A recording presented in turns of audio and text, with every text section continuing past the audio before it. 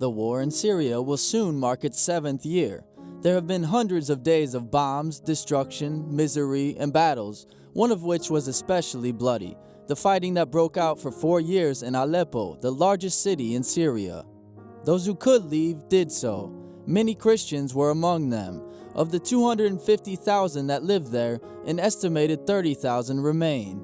They want to stay.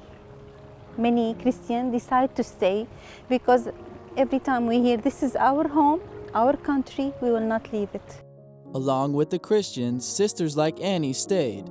They help 1,000 families with basic needs, from giving them baskets of food to paying for their electricity.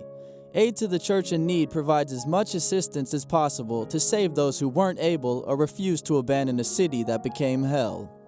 We try to help as much as we can with the basket food.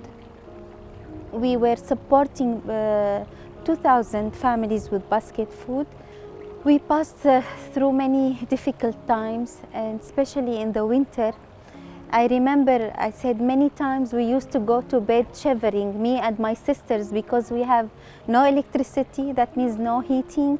Many families, I remember, they took the wood of their sofa and they put it in the heater to warm themselves. It has been 4 very hard years in a city that is completely divided, where Christians have been the target of attacks by different radical groups on many occasions. Aleppo has seen many of its citizens die, and others who live on the edge of poverty after previously benefiting from economic prosperity. They've been hurt a lot, and to maintain their dignity is the important above everything.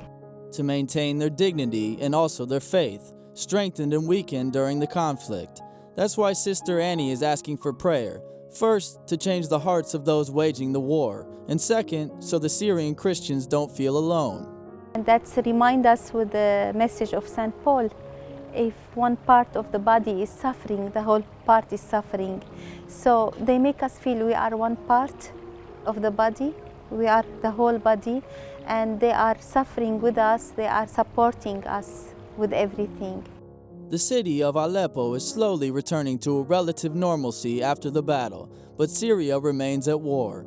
With each bombing, there's an increased possibility of ever fewer Christians in the land where St. Paul converted.